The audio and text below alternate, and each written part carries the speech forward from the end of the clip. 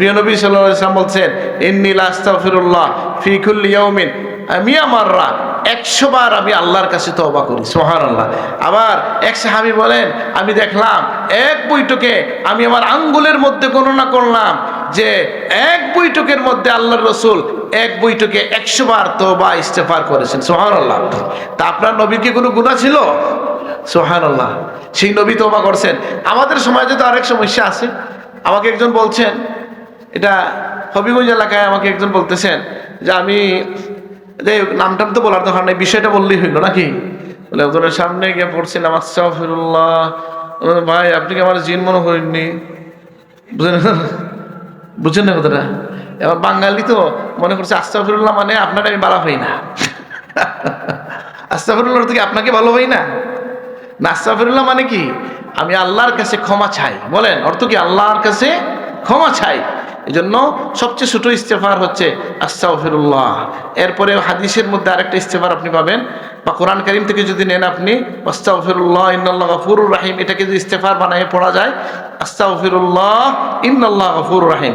হাদিস শরীফের মধ্যে আসছে সকাল সন্ধ্যা ইস্তেগফার, যেটা আস্তাগফিরুল্লাহ ওয়া আতুবু ইলাইহি। আরেকটা ইস্তেগফার হচ্ছে আস্তাগফিরুল্লাহ রাব্বি মিন কুল্লি যামবিন ওয়া আতুবু ইলাইহি। আর সাইয়্যিদুল ইস্তেগফার তো আছেই, আল্লাহুম্মা আনতা রাব্বি লা ইলাহা ইল্লা আনতা খালাকতানি ওয়া আনা আবদুকা ওয়া আনা আলা আহদিকা ওয়া ওয়াদিকা মাসতাতাতু আউযু বিকা মিন শাররি মা সানাতু আবুউ লাকা বিনিমাতিকা আলাইয়া ওয়া আবুউ বিযামবি ফাগফিরলি ফাইন্নাহু লা ইয়াগফিরুয যুনুবা ইল্লা আনতা। এটা যদি কেউ সকালবেলা পড়ে রাতের সব গুনাহ মাফ হয়ে যায়। কেউ যদি বিকালবেলা পড়ে দিনের সব গুনাহ মাফ হয়ে যায়। সুবহানাল্লাহ। এটা আপনারা শিখে নেবেন। বাংলাদেশ আঞ্জুমানে তালামীযে ইসলামিয়া মোগলা বাজার ইউনিয়ন শাখা কর্তৃক আয়োজিত আজকের এই শানে মুস্তাফা মহাসম্মেলনে আমরা একত্রিত হইতে পারছি, আলহামদুলিল্লাহ। আল্লাহ জাল্লা শাআনুর অশেষ শুকরিয়া যে আল্লাহ তাআলা আমাদেরকে শ্রেষ্ঠ সৃষ্টি মানুষ হিসেবে সৃষ্টি করে তার হাবিবের উম্মত হিসাবে কবুল করেছেন, আলহামদুলিল্লাহ। আল্লাহ জাল্লা শাআনুর অশেষ শুকরিয়া যে আল্লাহ আমাদেরকে সুস্থ এবং নিরাপদ রেখেছেন এবং নিত্যদিনের খোরাকি জুগিয়ে যাচ্ছেন, আলহামদুলিল্লাহ। আল্লাহ সুবহানাহু ওয়া তাআলার অশেষ মেহেরবানি যে আল্লাহ তাআলা আমাদেরকে তার হাবিবের উম্মত বানিয়েছেন এবং তার হাবিবের মাধ্যমে, কোরআন কারীমের মাধ্যমে আমাদেরকে তার পছন্দের পথ বাতলে দিয়েছেন। আল্লাহকে পাওয়ার, আল্লাহ পর্যন্ত পৌঁছার হেদায়েতের যে রাস্তা, সেটা তার হাবিবের মাধ্যমে আমাদেরকে দেখিয়ে দিয়েছেন, আলহামদুলিল্লাহ। সকল চিন্তাবিদ বলেন বা যারা মানুষের মনস্তত্ত্ব নিয়ে চিন্তা করেন, তারা সকলে এটা জানেন যে মানুষের মধ্যে সৃষ্টিগতভাবে তার স্রষ্টাকে খোঁজার একটা প্রবণতা, তার মনের একটা আকুতি কিন্তু আছে, এবং সেই আকুতি থেকেই বিভিন্ন মানুষ বিভিন্নভাবে আল্লাহকে পাওয়ার চেষ্টা করেছে, পরমাত্মাকে খোঁজার নামে বিভ্রান্ত হয়েছে। কিন্তু আমরা আল্লাহর হাবিবের কারণে যুগে যুগে আল্লাহ তাআলা নবীদের মাধ্যমে মানুষকে হেদায়েত দিয়েছেন, ঠিক তেমনিভাবে আল্লাহ রসুলের মাধ্যমে আমরা হেদায়েতের দিশা পেয়েছি। এই জন্য আবারও শুকরিয়া আদায় করি, আলহামদুলিল্লাহ। আল্লাহর হাবিব, আমরা আল্লাহর হাবিব বলি, তিনি হাবিবুল্লাহ। আল্লাহর মহব্বতের সবচেয়ে বেশি আহাব্বুন, আল্লাহর কাছে সবচেয়ে প্রিয় সৃষ্টি হচ্ছেন আল্লাহর হাবিব। আল্লাহর মহব্বতের ব্যক্তি, মানুষ সত্তা যদি বলেন, তিনি হচ্ছেন আমাদের নবী মুহাম্মদুর রাসূলুল্লাহ সাল্লাল্লাহু আলাইহি ওয়াসাল্লাম। তাহলে যেহেতু রাসূলুল্লাহ সাল্লাল্লাহু আলাইহি ওয়াসাল্লামের শানের কথা বলা হয়েছে, দু একটা কথা হয়তো এই বিষয়ে বলা যায়, যদি সুযোগ থাকে বা আল্লাহ তৌফিক দান করে আমি বলার চেষ্টা করছি। বিশেষ করে যে পয়েন্টটা আমার মাথায় এই মুহূর্তে আসছে, সেটা কি, যে আল্লাহ নবীর একটা লকব হচ্ছে, শ্রেষ্ঠ লকব হচ্ছে, অন্যতম বড় পরিচয় হচ্ছে তিনি হচ্ছেন হাবিবুল্লাহ, মানে আল্লাহর তিনি বন্ধু, মাহবুব। আল্লাহর যে মহব্বত তিনি যে পেলেন, এটা আল্লাহ সুবহানাহু ওয়া তাআলার নিজস্ব চয়েস। আল্লাহ তাআলা কি বলছেন যে ওয়াখলুকু মা ইয়াশা ওয়া ইয়াখতার, আল্লাহ যাকে ইচ্ছা তাকে সৃষ্টি করে, আল্লাহ যাকে ইচ্ছা তাকে বাছাই করে নেন। আল্লাহ সুবহানাহু ওয়া তাআলা আল্লাহু ইয়াজতাবি ইলাইহি মান ইয়াশা ওয়া ইয়াহদি ইলাইহি মান ইউনিব, সেই রাসূলুল্লাহ সাল্লাল্লাহু আলাইহি ওয়াসাল্লামকে আল্লাহ বাছাই করেছেন এই সৃষ্টির জন্য এবং বাছাই করেছেন তার ভালোবাসার জন্য। একটা বিষয় আমরা সবাই লক্ষ্য করব যে আল্লাহর ভালোবাসার বিষয়টা কতটা গুরুত্বপূর্ণ। যে প্রিয় নবী সাল্লাল্লাহু আলাইহি ওয়াসাল্লাম এই দোয়া আমাদেরকে শিখিয়ে দিয়েছেন, আমরা যেন এই দোয়া করি, আল্লাহুম্মা ইন্নী আসআলুকা হুব্বাক ওয়া হুব্বা মান ইউহিব্বুক ওয়াল আমাল আল্লাযী ইউকাররিবুনি ইলা হুব্বিক। যে ইয়া আল্লাহ, আমরা আপনার ভালোবাসা চাই, আপনি যাকে ভালোবাসেন তার ভালোবাসা চাই, আর যে আমল আপনার ভালোবাসা পর্যন্ত পৌঁছে দেয় সেই আমল আপনার কাছে চাই। আল্লাহুম্মা আমিন। তাহলে মহব্বতের বিষয়টা কেমন গুরুত্বপূর্ণ। এই মহব্বতটা আল্লাহ নবী হাবিবুল্লাহ হওয়ার পরেও এই দোয়া তিনি করতেন যে আল্লাহ তোমার মহব্বত চাই। তাহলে আমরা আল্লাহর মহব্বত চাই কি চাই না? সবাই চাই। আল্লাহ আমাদেরকে কবুল করুন, আমিন। আর এই মহব্বত চাওয়া এটা কেমন সাহাবায়ে কেরামের আকাঙ্ক্ষা ছিল। ওমর রাদিয়াল্লাহু আনহু বলেন যে আমি কোনোদিন নেতৃত্বের আকাঙ্ক্ষা করি নাই, কিন্তু একদিন জীবনে মহব্বতের আকাঙ্ক্ষা, নেতৃত্বের আকাঙ্ক্ষা মনে আসছিল। কোন দিন? যেদিন রাসূলুল্লাহ সাল্লাল্লাহু আলাইহি সাল্লাম ফরমাইছিলেন উতিয়ান্না রাইয়া আলা ইয়াদি রাজুলিন ইউহিব্বুল্লাহু ওয়া ইউহিব্বুহুল্লাহু ওয়া রাসূলুহু। হ্যাঁ, তিনি তাকে এমন একজনের হাতে আমি পতাকা দেব, কালকে খয়বরের যুদ্ধের নেতৃত্বের পতাকা এমন একজনের হাতে দেব যে আল্লাহ তার রাসূল তাকে ভালোবাসেন, তিনিও আল্লাহ তার রাসূলকে ভালোবাসেন। এই কথা শুনে আমার মনে আকাঙ্ক্ষা জেগেছিল যে কালকে যদি আমার হাতে পতাকাটা দেওয়া হয়, কারণ এখানে বলা হয়েছে এমন একজন মানুষ যাকে আল্লাহ তার রাসূল ভালোবাসেন। সুবহানাল্লাহ। পরের দিনে আল্লাহ নবী কি করলেন? ডাকলেন কাকে? আলী রাদিয়াল্লাহু আনহুকে। এবং আলী রাদিয়াল্লাহু আনহুর হাতে এই খায়বার বিজয়ের যে পতাকা, মুমিনদের যে পতাকা, সেটা তিনি তুলে দিলেন। তার চোখের মধ্যে রোগ ছিল, নবীজি তাকে ইয়ে করলেন, এটার জন্য ফু দিলেন বা লব মুবারক লাগাই দিলেন, এর মধ্য দিয়া তিনি শিফা হয়ে গেলেন এবং আলী রাদিয়াল্লাহু আনহুর হাতে বিজয় হইল, আলহামদুলিল্লাহ। কিন্তু আমি এখান থেকে যে কথা বলতে চাই যে ওমর রাদিয়াল্লাহু আনহুর ফজিলত এতে কমে নাই। তিনি তো অন্য অনেক ফজিলত তার আছে কিনা? আলী রাদিয়াল্লাহু আনহুর ফজিলত আছে, ওমর রাদিয়াল্লাহু আনহুর ফজিলত আছে।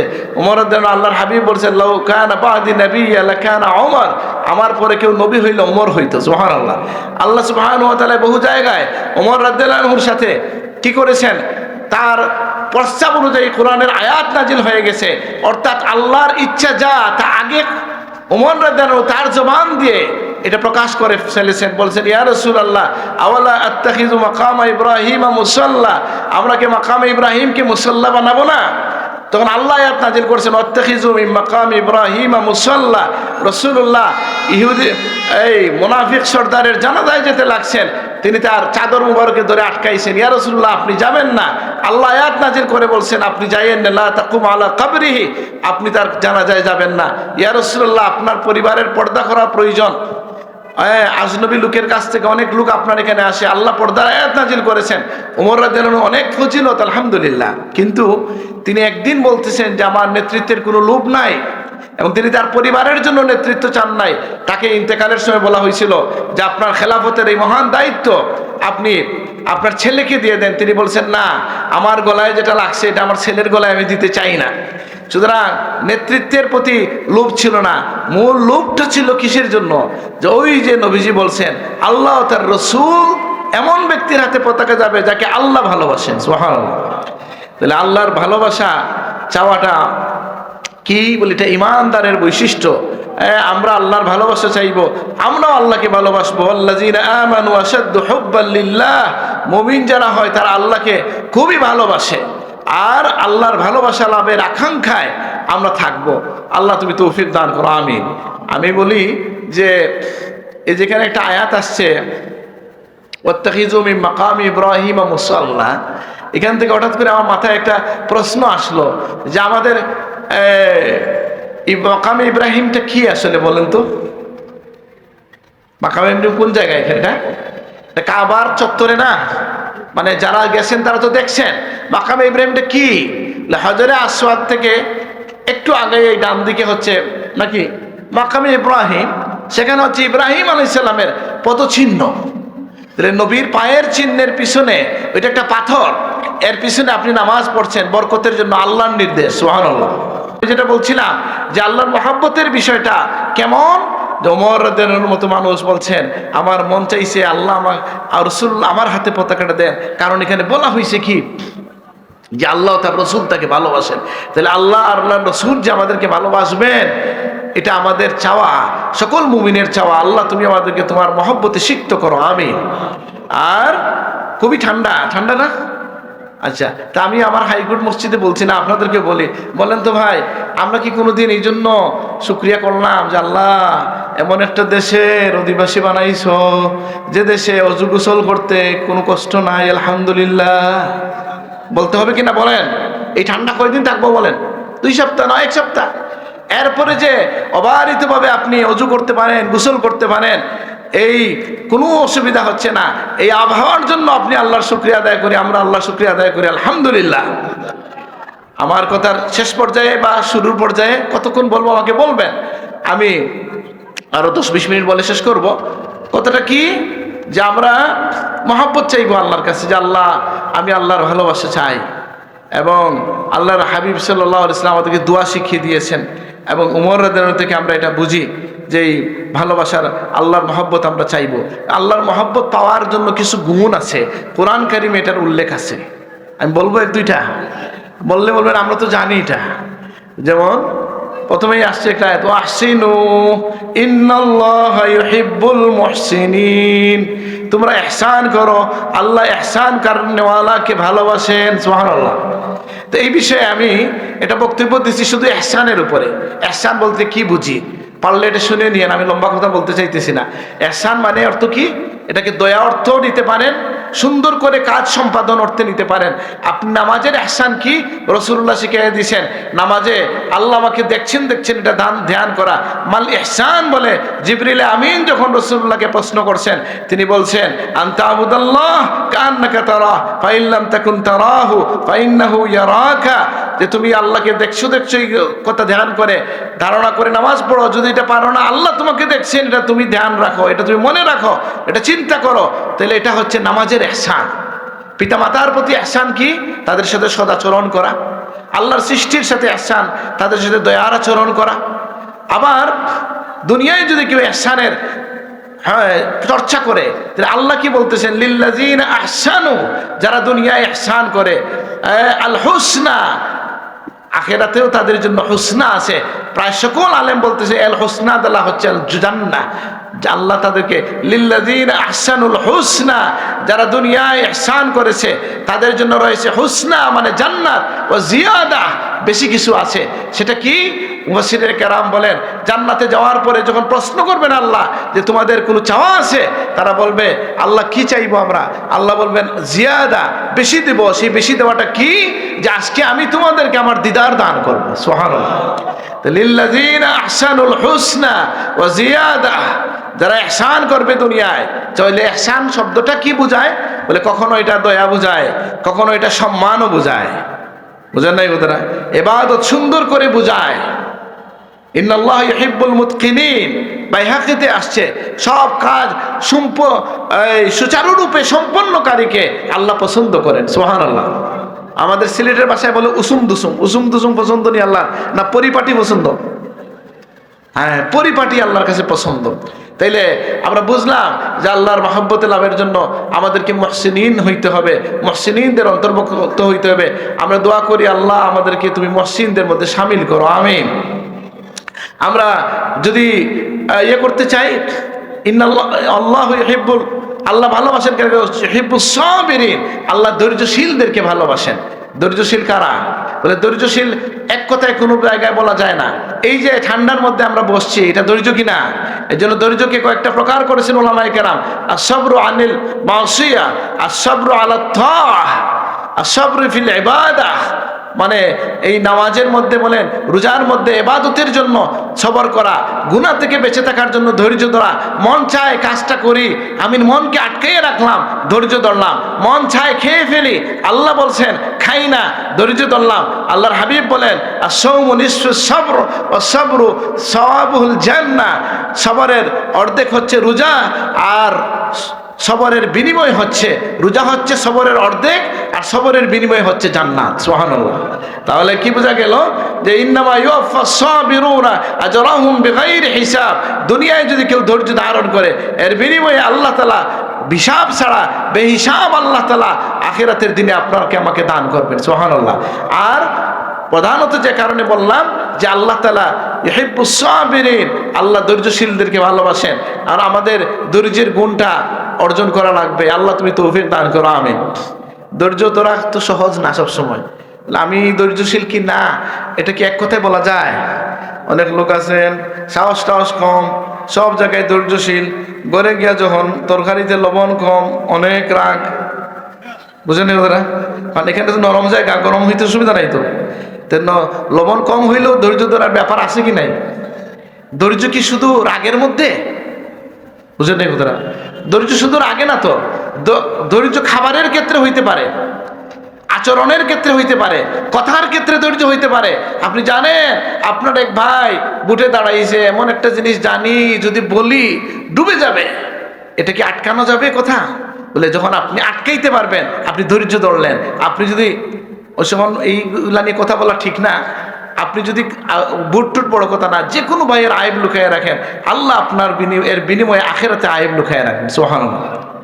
দুনিয়া এবং আখিরাতে আল্লাহ আপনাকে সাহায্য করবেন। তাহলে ধৈর্যটা আমাদের সর্বক্ষেত্রে, গুনাহ থেকে বেঁচে থাকার জন্য ধৈর্য লাগে কি লাগে না? হ্যাঁ, মন চায় আমরা আটকে যাই। আমরা যখন ইবাদত করতে চাই, নামাজের জন্য উঠতে চাই ফজরের সময়, মন চায় না, আমরা উঠি যদি, তাহলে আমি আমার ধৈর্য ধরলাম। আমি গুনাহ থেকে বাঁচার জন্য ধৈর্য ধরি, ইবাদতে ধৈর্য ধরি, রোজার মধ্যে ধৈর্য ধরি। এই গুণ কম বেশি সব মুমিনের মধ্যে আছে। যিনি যত বেশি ধৈর্যশীল তিনি তত বেশি আল্লাহর মাহবুব। আল্লাহ আমাদেরকে সেই ধৈর্য ধরার তৌফিক দান করুন, আমিন। ধৈর্যটা কেমন? বলে নিজের ক্ষেত্রে ধৈর্য, কিন্তু আল্লাহর মাহারেম যেটা, আল্লাহর হারামকৃত বিষয় আপনার সামনে যদি ঘটে যায়, বলে আমার ছেলে অন্যায় করে আমি ধৈর্য ধরি, হবে না? এখানে রাগ করতে হবে। বলে এখানে ধৈর্যের সুন্নত না, এখানে রাগের সুন্নত আসবে। বোঝেন না কথাটা? আল হুব্বু ফিল্লাহ ওয়াল বুগদু ফিল্লাহ মিনাল ঈমান, এটার মধ্যে আমরা যাব। তাহলে আমরা বলছিলাম আল্লাহ ভালোবাসেন ধৈর্যশীলদেরকে। আল্লাহ ভালোবাসেন কাকে? তাওয়াবিনদেরকে। আল্লাহ ইউহিব্বুত তাওয়াবিনা ওয়া ইউহিব্বুল মুতাতাহহিরিন। আল্লাহ তাআলা ভালোবাসেন কাকে? যারা তওবা করে, যারা পবিত্র থাকে। এখন বলেন তো যারা তওবা করে কারা? বলে তওবা হচ্ছে কি? তওবাটা কেমন? বলে আল্লাহর কাছে ফিরে আসা। এই তওবার জন্য এটা কি, লফজটা কি? বলে এই জন্য নবীজি বলতেছেন ইন্নী লাস্তাগফিরুল্লাহ ফি কুল্লি ইয়াউমিন আকসার মিন মিয়া মাররা, আও কামা ক্বালা রাসূলুল্লাহ সাল্লাল্লাহু আলাইহি ওয়াসাল্লাম ইন্নী লাস্তাগফিরুল্লাহ ওয়া আতুবু ইলাইহি মিয়া মাররা আকসার মিন মিয়া মাররা, অথবা আকসার মিন ৭০ মাররা। বিভিন্নভাবে হাদিসের মধ্যে আসছে যে আমি ১৭০ বারের অধিক আল্লাহর কাছে প্রত্যেকদিন ইস্তেগফার এবং তওবা করি। সুবহানাল্লাহ। আবার কি যে প্রিয় নবী সাল্লাল্লাহু আলাইহি ওয়াসাল্লাম বলছেন ইন্নী লাস্তাগফিরুল্লাহ ফি কুল্লি ইয়াউমিন মিয়া মাররা, ১০০ বার আমি আল্লাহর কাছে তওবা করি। সুবহানাল্লাহ। আবার এক সাহাবী বলেন আমি দেখলাম এক বৈঠকে আমি আমার আঙ্গুলের মধ্যে গণনা করলাম যে এক বৈঠকের মধ্যে আল্লাহর রাসূল এক বৈঠকে ১০০ বার তওবা ইস্তেগফার করেছেন। সুবহানাল্লাহ। তা আপনার নবীর কি কোনো গুনাহ ছিল? সুবহানাল্লাহ। সেই নবী তওবা করছেন। আমাদের সমাজে তো আরেক সমস্যা আছে। আমাকে একজন বলছেন, এটা হবিগঞ্জ এলাকায় আমাকে একজন বলতেছেন যে আমি নামটা তো বলার দরকার নেই, বিষয়টা বললেই হইল নাকি? বলে ওদের সামনে গিয়ে পড়ছিলাম আস্তাগফিরুল্লাহ। ভাই আপনি কি আমার জিন মনে করেননি? বুঝেন না কথাটা? এবার বাঙালি তো মনে করছে আস্তাগফিরুল্লাহ মানে আপনার আমি ভালো হই না। আস্তাগফিরুল্লাহ থেকে আপনাকে ভালো হই না? না, আস্তাগফিরুল্লাহ মানে কি? আমি আল্লাহর কাছে ক্ষমা চাই। বলেন অর্থ কি? আল্লাহর কাছে ক্ষমা চাই। এই জন্য সবচেয়ে ছোট ইস্তেগফার হচ্ছে আস্তাগফিরুল্লাহ। এরপরে হাদিসের মধ্যে আরেকটা ইস্তেগফার আপনি পাবেন, বা কোরআন কারীম থেকে যদি নেন আপনি আস্তাগফিরুল্লাহ ইন্নাল্লাহ গফুরুর রাহিম, এটাকে যদি ইস্তেগফার বানিয়ে পড়া যায়, আস্তাগফিরুল্লাহ ইন্নাল্লাহ গফুরুর রাহিম। হাদিস শরীফের মধ্যে আসছে সকাল সন্ধ্যা ইস্তেগফার, যেটা আস্তাগফিরুল্লাহ ওয়া আতুবু ইলাইহি। আরেকটা ইস্তেগফার হচ্ছে আস্তাগফিরুল্লাহ রাব্বি মিন কুল্লি যামবি ওয়া আতুবু ইলাইহি।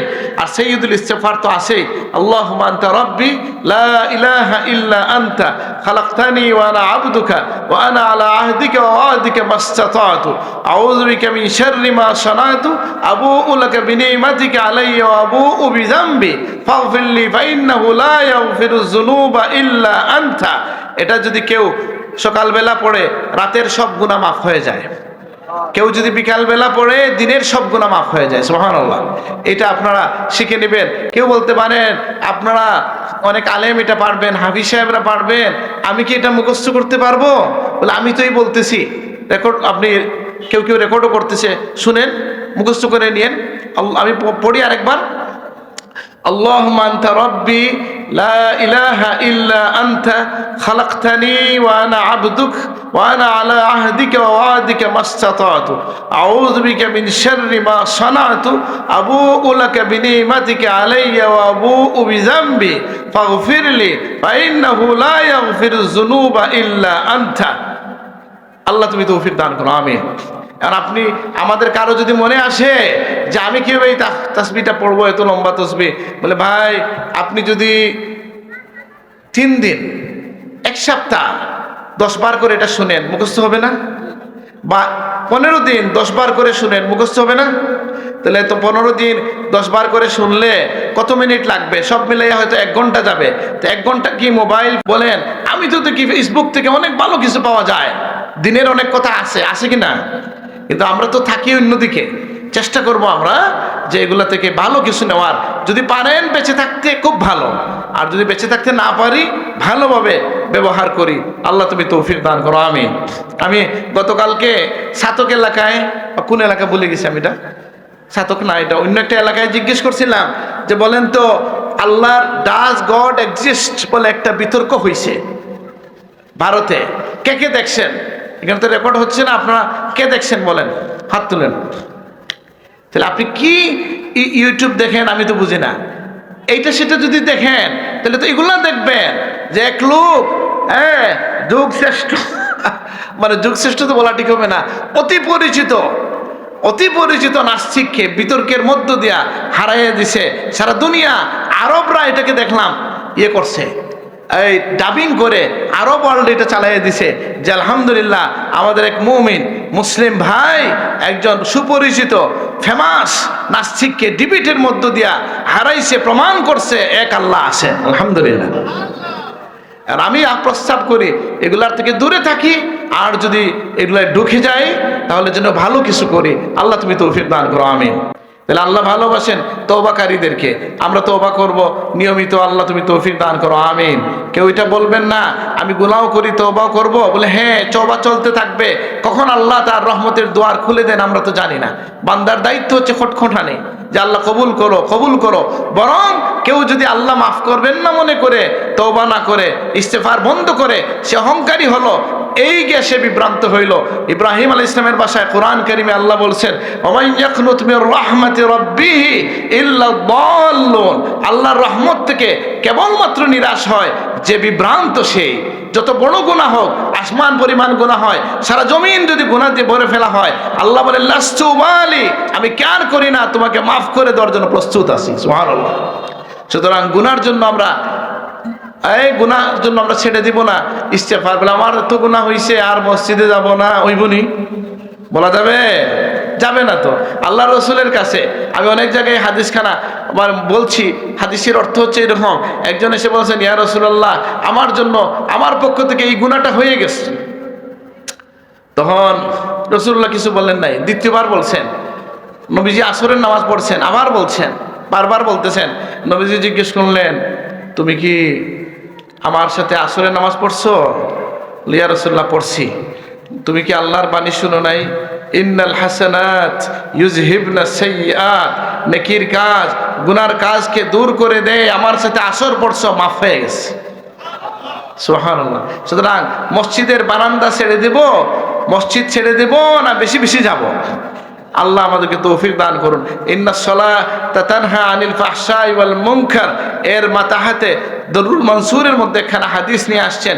আল্লাহ রসুলের কাছে অভিযোগ করা হয়েছিল, ইয়া রাসূলুল্লাহ, এই ছেলে গুনাহ করে আবার সে নামাজও পড়ে। নবীজি বলছেন তাকে সময় দাও, নামাজ তাকে আস্তে আস্তে গুনাহ থেকে দূর করে সরাইয়ে নিয়ে আসবে। বর্ণনাকারী বলেন যে দেখা গেছে মদিনার মধ্যে সবচেয়ে পরহেজগার হয়ে গেছে ওই তরুণ। সুবহানাল্লাহ। সুতরাং আমরা আল্লাহর দুয়ার ছাড়তে পারি না, আমরা প্রতিনিয়ত ইস্তেগফার করব। আমাদের পীর মুর্শিদ হযরত সাহেবুল্লাহ ফুলতুরি রহমতুল্লাহ আলাইহি তিনি প্রতিনিয়ত বলতেন যে কি বলতেন যে প্রত্যেকদিন কমপক্ষে কতবার ইস্তেগফার করার জন্য। এই জন্য এটা মনে রাখবেন, আমাদের সাহেব যে কথাগুলো বলতেন 500টা কথা বলতেন, এই কথাগুলো তিনি তার নিজে থেকে বলতেন না আল্লাহ আল্লাহ রসুলের কথা সিলেটি ভাষায় বলতেন? আল্লাহ আল্লাহ রসুলের কথাটাই বলতেন। আলহামদুলিল্লাহ। এই যে নবীজি বলছেন আমি 100 বার ইস্তেগফার করি, নবীজির তো দরজা বুলন্দ হবে, আমাদের মতো মানুষের গুনাহ মাফ হবে। আল্লাহ তুমি তৌফিক দান করো। আর ইস্তেগফারটা কেমন বলে এটার মধ্যে বিনয় আছে। অনেক কথা তো গল্প করতে চাই না যে সোজা কথায়, আমরা অনেক গল্প মনে পড়ে। আমার মনে পড়ে যে আমি একবার দোয়া করছিলাম এক জায়গায়, যে কত ধরনের লোকের সাথে দেখা হয়, গল্পটা বলবো কিনা চিন্তা করতেছি। আমার এসে তো ধন্যবাদ দিল, সে তো বুঝে নাই আমি কি বলছি। আমাদের সব দোয়ায় তো কিছু দোয়া থাকেই, যেমন রব্বানা যালামনা আছে কি নাই, থাকে তো। রব্বানা আতিনা ফিদ দুনিয়া হাসানা, এই দোয়াটা আমরা কেন পড়ি বলে রাসূলুল্লাহ কানা আকসারু দুআইহি সাল্লাল্লাহু আলাইহি ওয়াসাল্লাম আল্লাহুম্মা রব্বানা আতিনা ফিদ দুনিয়া হাসানা ওয়া ফিল আখিরাতি হাসানা ওয়া কিনা আযাবান নার, যে হে আল্লাহ আমার দুনিয়াকে সুন্দর করে দেন, আখেরাতকে সুন্দর করে দেন, আর আমাদেরকে আখেরাতে জাহান্নামের আযাব থেকে আমাদেরকে রক্ষা করেন। এই দোয়া প্রিয় নবী সবসময় করতেন। তা আরবিতে কিছু দোয়া করছি আর বাংলায় কিছু দোয়া করছি। ওই লোক এসে আমারে বলছে, হুজুর আপনার দোয়াটা খুব ভালো লাগছে। দোয়া নিয়ে আমার অনেক কথা মনে আছে আর কি, খালি দোয়া নিয়ে গল্প বললে আমি শেষ করতে পারবো না। এই লোক এসে আমার ধন্যবাদ দেয়। কি ধন্যবাদ দেয় জানেন? বলতেছে হুজুর খুব ভালো লাগছে, আপনার দোয়াটা খুব পছন্দ হয়েছে। কেন পছন্দ হয়েছে বলে আপনি ওই মাফ চান নাই, মাফ চান নাই, এই জন্য ভালো হয়েছে। আমি তো পড়লাম বিপদে, এমন প্রশংসা করছে আমার ইমান যায়। মানে ওই যে নিজে নিজে মাইন্ড সেট করে ফেলছে, জানে কম, সহবত নাই, জানারের মানুষ। কোথায় দোয়া করছে এটা বলতেছি না, বাংলাদেশের সর্বোচ্চ 3 জন এর মধ্যে একজন ছিল আর কি। কিছু দোয়া আছে না পলিটিক্যাল, কিছু আছে রাষ্ট্রীয় দোয়া। এরকম রাষ্ট্রীয় একটা দোয়া আর কি আমার করা লাগছে একটা বড় জায়গায়। তো আলহামদুলিল্লাহ এক একজন এক এক প্রশংসা এসে করলো। একজন এসে বললো হুজুর আপনি কি দোয়া করছেন না ওয়াজ করছেন? বলে দুইটাই হয়েছে একটার মধ্যে। আলহামদুলিল্লাহ। অর্থাৎ বুঝদার মানুষ তো, সে বুঝছে যে আমি বলছি আল্লাহ এই বিচার অঙ্গনকে দুঃখী মানুষের আশ্রয়ের জায়গা বানাইয়া দাও। বুঝেন নাই কথাটা? এবং সকলকে সুপথে পরিচয় হলো, যেটা বলার চেষ্টা করছি সব তো আর মনে নাই, কিন্তু ওই লোক আমার প্রশংসা করলো এমন কথা দিয়া যেটা মানলে ইমান চলে যাবে। বলতেছে আপনি মাফ চান না, এটা ভালো লাগছে আমার কাছে। নাউজুবিল্লাহ। কেন মাফ চাইতে আল্লাহর কাছে কি লজ্জা না? আমরা চাইতে হবে, চাইতে হবে, এটা প্রতিনিয়ত চাইতে হবে। এই জন্য দোয়ার কথার পরে আসছে কুফরির কথা বলা হয়েছে। ইমাম তাবারি বলতেছেন যে যারা ইন্নাল্লাযীনা ইস্তাকবিরুনা আন ইবাদাতি, হ্যাঁ এরপরে কি সায়াদখুলুনা ফি জাহান্নামা দাখিরিন। আসেনি? আবিষ্কার কেউ আসেননি? আয়াত এরকম আছে কিনা? আচ্ছা উনি বলছেন আছে, আমি পড়ে আসছি গত সপ্তাহে আয়াতটা। আল্লাহ বলতেছেন যে উদউনি আস্তাজিব লাকুম, হ্যাঁ তোমরা দোয়া করো আমি জবাব দেব। আর যারা আল্লাযীনা ইস্তাকবিরুনা আন ইবাদাতি, যারা আমার ইবাদত থেকে তাকাব্বুরি করে, অহংকার করে, সায়াদখুলুনা ফি জাহান্নামা দাখিরিন, তারা জাহান্নামে প্রবেশ করবে, তারা নিকৃষ্ট জাহান্নামে নিকৃষ্টভাবে প্রবিষ্টিত হবে। এই হচ্ছে ইমাম তাবারি বলতেছেন যে এই ইবাদত দিয়ে দোয়া উদ্দেশ্য। কারণ এর আগে দোয়ার কথা আসছে উদউনি আস্তাজিব লাকুম, ইন্নাল্লাযীনা ইস্তাকবিরুনা আন ইবাদাতি, আমার ইবাদত থেকে তাকাব্বুরি করে, মানে কি আমার কাছে চায় না, যে চায় না আমি তাকে জাহান্নামে দেব। আর আমরা হইলাম মানব জাতি, আমরা তো লিমিটেড, আমাদের সম্পদ সীমিত। কাউকে দান করতে গেলে অনেক সময় এভাবে বলি আমরা, জবা 500 টাকা দিলাম, এই মাসও আর চাইও না, হয় না নিলা প্রত্যেকদিন যে চাই এটা খোয়া লাগে না নি। মানে আপনি এটা কীভাবে বলবো, সব কথা বলা ঠিক না, তো রেকর্ড হচ্ছে। ধরেন আপনি একজন আসে নিয়মিত আপনার বাড়িতে, প্রায় আপনার কাছে হাত পাতে, না করতে লজ্জা লাগে, একসাথে আইনা ডেকে বললেন যে আজকে 500 টাকা দিলাম, আগামী 15 দিন আর খুঁজবা না।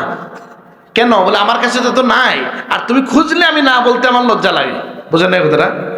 আচ্ছা, তো যাই হোক, আল্লাহ বলেন কি যে আমার কাছে চায় না, আমি তাকে জাহান্নামে ঢুকিয়ে দেবো। তাহলে অহংকার করা যাবে না। এই জন্য আলেমরা বলেন মুমিনের জীবন থেকে 3টা শব্দ ডিলিট করে দিতে হবে, মুছে দিতে হবে। বলেন কয়টা শব্দ? কয়টা শব্দ? 3টা শব্দ শিখবেন? আচ্ছা, আরবিও বলবো, বাংলাও বলবো, আমাকে সাহায্য করেন। আয়াত আছে, 3টার সাথে আয়াত আছে। ওলামারা বলছেন একটা হচ্ছে আনা, আমি শব্দ আপনার জীবনে থাকতে পারবে না। কারণ আনা বলে শয়তান জাহান্নামী হইছে, মালউন হইছে। সে বলছে আনা খায়রুম মিন, আমি তার চেয়ে উত্তম। এই আনা বলে শয়তান ডুবে গেছে। এই জন্য আমি কোনো সময় আনা বলবো না, আমি এটা করেছি, আমি ওইটা করেছি, এটা বলবো না। এটা কিন্তু রাষ্ট্রীয়ভাবে বলেন ভদ্রতার ভাষাও এটা। কেউ যদি একটা ভালো কাজ করে, সে কি বলে আমি করছি না আমরা করছি বলবে? নিয়ম হচ্ছে সে কি বলবে? আমরা করেছি। রাষ্ট্রীয় ভাষণগুলা শুনবেন, প্রধানমন্ত্রী, উপদেষ্টা, এরা যখন বক্তব্য দেয় তখন আমি করেছি বলে না আমরা করেছি বলে। কেন? বলে এটা ভদ্রতাও, অহংকার প্রকাশ পায়। এবং এটা আমার না, আল্লাহ দিছেন। বুঝেন না কথাটা? আরেকটা হচ্ছে কি, আরেকটা হচ্ছে ইন্দি। কারণ ধ্বংস হইছে, সে বলছে আমার কাছে ইন্দি ইলম, আমাকে ইলিম দেওয়া হয়েছে। অর্থাৎ সে তার অহংকার করছে তার ইলিম নিয়ে অথবা তার সম্পদ নিয়ে, ইন্দি বলছে, এই কারণে তাকে ধ্বংস করে দেওয়া হয়েছে। আমার আছে, আমার নিকটে, বা আমার আছে, আমার জন্য, অথবা আমি, এই শব্দগুলোকে অ্যাভয়েড করতে হবে। আনা মানে আমি, লি মানে আমার, ইন্দি মানে আমার আছে, আমার নিকট আছে। এই কথা বলে কিছু মুমিনের জীবনে এই 3টা শব্দ থাকবে না। উলামায়ে কেরাম বলেন যে এই 3টা শব্দেই 3জন লানতপ্রাপ্ত ব্যক্তি উল্লেখ করে তারা মালউন হয়ে গেছে। একজন হচ্ছে ইবলিস, সে বলছে আনা। একজন হচ্ছে ফিরআউন, যে বলছে লি। একজন হচ্ছে কারুন, যে বলছে ইন্দি। ওকুল্লু শাইইন ইন্দি। রাসূলুল্লাহ থেকে দোয়া আছে এরকম যে আল্লাহ আমার আছে কি, খাতা, খাতা, জুনুব ইত্যাদি আছে। আমি যদি বলি আমার কিছু আছে, তাহলে বলতে হবে লি জামবুন, ইন্দি জাম, আমার গুনাহ আছে, কিন্তু আমার কাছে কোনো গৌরব করার কিছু নাই, এটা আমরা যেন জানি। তা আমি কিন্তু এই বিষয়ে কথা বলা, আমাদের মূল লক্ষ্য ছিল যে আল্লাহর ভালোবাসা কেউ পাইতে পারি বলে। ওই অহংকার না থাকলে আল্লাহর ভালোবাসা পাওয়া যায়? আল্লাহ আমাদেরকে অহংকার থেকে মুক্ত থাকার তৌফিক দান করুন, আমিন। আমরা শানে রিসালাত, শানে মুস্তাফা মাহফিলে আসছি। রাসূলুল্লাহর একটা বড় পরিচয় হচ্ছে তিনি হচ্ছেন হাবিবুল্লাহ, তিনি আল্লাহর মাহবুব। আমরাও আল্লাহর মাহবুব হইতে চাই। আল্লাহকে যদি জিজ্ঞেস করি আল্লাহ তুমি কি পছন্দ করো, আল্লাহ পছন্দ করেন কাকে? ইন্নাল্লাহা ইউহিব্বুল মুকসিতিন। আল্লাহ মুকসিতিনদেরকে, আদালতপূর্ণ ব্যক্তিদেরকে, যারা ন্যায়পরায়ণ, আল্লাহ তাদেরকে ভালোবাসেন। সুবহানাল্লাহ। وإن طائفتان من المؤمنين اقتتلوا فأصلحوا بينهما فإن بغت إحداهما على الأخرى فقاتلوا التي تبغي حتى تفيء إلى أمر الله فإن فاءت فأصلحوا بينهما بالعدل وأقسطوا إن الله يحب المقسطين। তোমরা কি করো? মুমিনদের মধ্যে, লম্বা আয়াত, যে তোমরা যদি দ্বন্দ্ব লেগে যায়, মুমিনদের মধ্যে 2টা গ্রুপ হয়, তোমরা তাদের মধ্যে ইসলাহ করে দাও। যদি এক পক্ষ বাগাওয়াতি করে, অবৈধতা করে, এদের সাথে যুদ্ধ করো।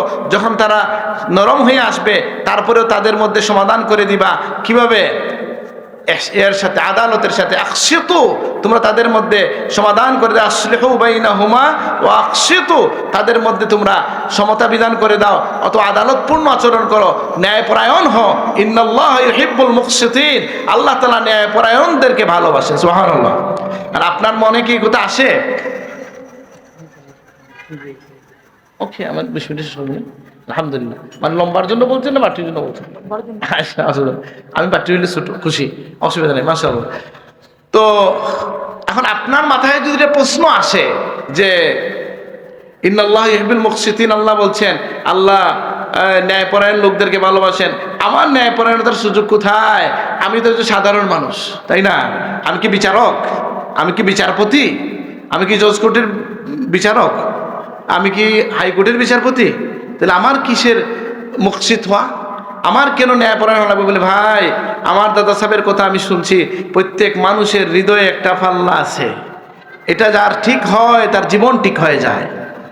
এই জন্য আমরা এটা খেয়াল রাখবো, আপনার আমার ব্যক্তিগত জীবনে, পারিবারিক জীবনে, সন্তানদের মধ্যে আচরণের ক্ষেত্রে, প্রতিবেশীর সাথে আচরণের ক্ষেত্রে, সালিশ বৈঠকের ক্ষেত্রে, জায়গা বাটবণ্টনের ক্ষেত্রে, বিচার আচারের ক্ষেত্রে, কথা বলার ক্ষেত্রে ইনসাফ আদালতের দরকার আছে কি নাই? আছে কি না? এবং এটা যদি যিনি লালন করতে পারি আমরা, তাহলে আল্লাহ বলেন আমি তাদেরকে ভালোবাসি যারা মুকসিত, যারা ন্যায়পরায়ণ, কথায় কাজে বলেন, বিচারে আচারে বলেন। যখন আমি ন্যায়পরায়ণ হয়ে যাব, আমি আল্লাহর মাহবুব হয়ে যাব। আল্লাহ আমাদেরকে তৌফিক দান করুন, আমিন। এখন যদি যেমন আমাদের সমাজে তো এটা নাই, বলারও প্রয়োজন নাই বিশেষ, কিন্তু কার যদি দুইজন স্ত্রী থাকেন, সমতা বিধান করা হচ্ছে প্রথম কাজ নাকি? তারপরে কি? যদি সন্তান থাকে, তাদের মধ্যে আপনি আচরণের দিক থেকে কারো দিকে টানও যদি বেশি থাকে, সম্পদ ভাগে গিয়া কম বেশি করতে পারবেন না, এটা অন্যায় হবে। এইভাবে প্রতিবেশীর সাথে বলেন, বিচার বৈঠকে বলেন, সালিশে বলেন, মানুষ দেখবেন বা সমাজে শুনলাম বিচার হয় এখন দুই পক্ষ থেকে দুইজন বিচারক দেওয়া হয়, আছে না এরকম? তো এটা বিচারক হইল না, এটা তোমার উকিল হইল। আমি বুঝি না এটা কিভাবে সালিশ হয়। সালিশ তো হবে সবাই মিলে যাকে বলবে যে এর রায় মানি, এই লোক সত্য লোক। কারণ আপনার পক্ষ থেকে একজন দিলেন, ওই পক্ষ থেকে একজন দিলেন, দুইজন দুই পক্ষে টানলেন, তো এটা কি বিচার হইল? বিচারক হবে সেই লোক, এমনকি সালিশে সেই লোক বিচারক হওয়ার অধিকার রাখে যে লোক তার সন্তানের সাথে যদি বিচারক হয়, সেখানে সে আদালত রক্ষা করবে। আমার মনে আছে আমাদের বাড়িতে কুরবানির ঈদের সময় আমাদের বাড়ির যিনি হেল্পিং হ্যান্ড থাকে না, কাজের মানুষজন থাকে না, আমি দুইটা দৃশ্যই দেখলাম। ওই আমাদের কিছু মুসলমানই তো আছে, আপনার শরীরও এমনি গরম থাকে, এখন আমাদের আশেপাশে হিন্দু বাড়িটারি আছে না, হিন্দু লোকজন রাস্তা দিয়ে যায় নাকি, তখন কুরবানির সময় তো আমাদের রাখাল, মানে রাখাল বলা ঠিক না, মানে যিনি মানে শব্দটা কি বলা যায়, মানে সাহায্য করেন কাজে যে লোক, তিনি বলছেন ওই হিন্দু লোকটা বাবা গরুর গোশ খাইতে হয়নি, বুঝলেন না কথা? এটা বলা কি যায়? এটা কি ন্যায়সঙ্গত না? ও আমি দেখলাম যে ওই লোক আমার ঈদের সময় তো সাহেব বাড়িতে ছিলেন, দাদা সাহেবের কাছে আসছেন, আইসা বলছেন সাহেব আপনার এই লোক আমাকে বলছে, সাহেব তার সামনে ওকে দেখাইয়া না শাসন করছেন। আমার কাছে ভালো লাগলো যে ওই হিন্দু ধর্মের লোকের বিশ্বাস ছিল যে ফুলতুলি সাহেবের কাছে গেলেও আমি সৎ বিচার পাবো, আলহামদুলিল্লাহ। ঠিক আছে কিনা? এই এই এই জায়গাটা যেন আমরা অর্জন করতে পারি, যে আমার দুশ্মনের মধ্যেও সমাজে এরকম কিছু মানুষ কিন্তু আছে না? সবাই জানে যে এই মানুষটা কি সত্যটাই বলবে, বুঝেন নাই? আমি শুনছিলাম আমাদের এক বুজুর্গের কথা, যে ওনার বাড়িতে চুরি হয়েছে, তো চুরির পরে মামলা যখন দেওয়া হয়, তখন একটা নিয়ম হইল আপনার যে কোনো মামলায় সব কথা সত্য লেখা হয় না, মোটামুটি আগে পিছে, বুঝুন নি? এটা মামলা গাইছেন না কেউ? আয় রে বাবা, কোনো আলেমের বিরুদ্ধে মামলা দিলেও লিখতেই বোঝে উনি ফেরোসাস, প্রকৃতি দুষ্কৃতিকারী, এই সেই আছে না। আর যদি চুরি যা হয়েছে তা বললেন তাহলে তো কম হয়ে যায়, এমনভাবে বলতে হবে যে বড় ধরনের কোনো ধারায় ফেলা যায় নাকি।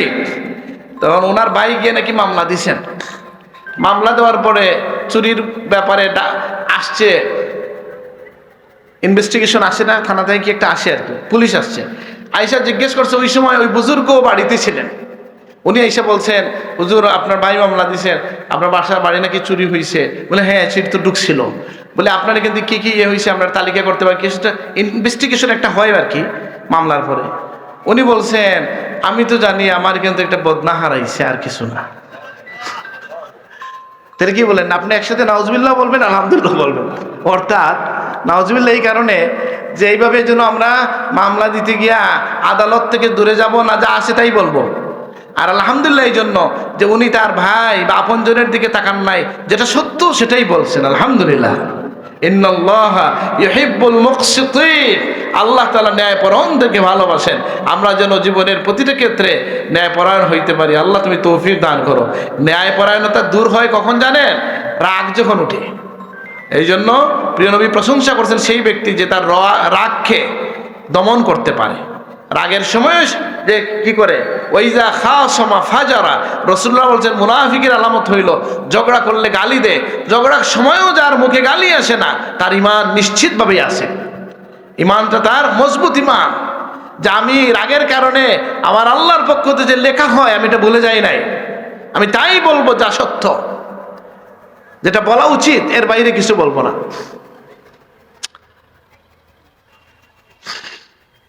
আচ্ছা, তাহলে আমরা দোয়ার পর্যায়ে চলে গেছি, শেষ করছি। আল্লাহ তাআলা কাদেরকে ভালোবাসেন? যে আল্লাহ তাওয়াবিনদেরকে ভালোবাসেন। আর সবাই জানেন, যেটা এটার বলি নাই, ইন্নাল্লাহা ইউহিব্বুল মুত্তাকিন, আল্লাহ মুত্তাকিদেরকে ভালোবাসেন। সুবহানাল্লাহ। আল্লাহ কাকে ভালোবাসেন? মুত্তাকিদেরকে ভালোবাসেন। এখন বলেন তো মুত্তাকি কে? বলে আমাদের এখানে আজকে যিনি সবচেয়ে বড় চেয়ারে বসেন উনি মুত্তাকি, যার কাপড় সবচেয়ে সুন্দর উনি মুত্তাকি, যার দাড়ি টুপি সুন্দর না। নবীজি বলছেন আত্তাকওয়া হা হুনা, তাকওয়া এই জায়গায় থাকে। এই জন্য আমরা তাকওয়াবান হওয়ার চেষ্টা করব। মুত্তাকি যদি হয়ে যায়, মুত্তাকির প্রথম স্তর কি? আল মুত্তাকি মাইয়াত্তাকি শিরক ওয়াল মাআসি, যে শিরিক থেকে, গুনাহ থেকে বেঁচে থাকে। এক সাহাবীকে প্রশ্ন করা হয়েছে যে মুত্তাকি সংজ্ঞা দেন আপনি, তাকওয়া বলতে কি বোঝায়? তিনি বলছেন বৃষ্টির সময় অথবা পেট কাদাময় রাস্তা দিয়ে কি কখনো চলেছ? বলে জি। কিভাবে চলছো? বলে কি করে? বলে কাপড়কে পেট কাদা থেকে বাঁচাইয়া চলা। বলে দুনিয়ার মধ্যে থেকেও এইভাবে গুনাহ খাতা থেকে নিজেকে বাঁচাইয়া চলার নামই হচ্ছে তাকওয়া। সুবহানাল্লাহ। তাহলে আমরা নিজেকে, আল্লাহ তাআলা যেন আমাদেরকে তাকওয়া দান করেন, আমরা দোয়া করি আল্লাহুম্মা আমিন। এই যে জানা রাখবেন, তাকওয়াটাও চেয়ে নিতে হয় আল্লাহর কাছ থেকে। নবীজি দোয়া করছেন আল্লাহুম্মা আতি নাফসি তাকওয়াহা, আল্লাহ আমার মনকে আপনি তাকওয়া দান করেন। আল্লাহুম্মা ইন্নী আসআলুকাল হুদা ওয়াত তুকা, আল্লাহ আমাকে হেদায়েত দান করে, তাকওয়া দান করেন। তাকওয়াটাও আল্লাহর কাছ থেকেই চাইয়া নিতে হয়। আল্লাহ তৌফিক না দিলে মুত্তাকি হওয়া যাবে না। সুতরাং মুত্তাকি যে হবে আল্লাহ তাকে ভালোবাসেন, আলহামদুলিল্লাহ। মুকসিত যে হবে আল্লাহ তাকে ভালোবাসেন, মুহসিন যে হবে আল্লাহ তাকে ভালোবাসেন, তাওয়াবিন যে হবে আল্লাহ তাকে ভালোবাসেন। মুতাতাহহিরিন যারা, অর্থাৎ যারা পবিত্র থাকতে পছন্দ করে, পবিত্র থাকে, আল্লাহ তাদেরকে পছন্দ করেন। সুবহানাল্লাহ। পবিত্রতা বলতে কি বুঝেন? পবিত্রতা তো খুব সহজ বিষয়, ওযুর সাথে থাকা হইলে তো পবিত্রতা হয়ে যায়। পবিত্রতার শৌখিনী কিন্তু এক জিনিস না। পবিত্রতা আর শৌখিনী কি এক জিনিস না।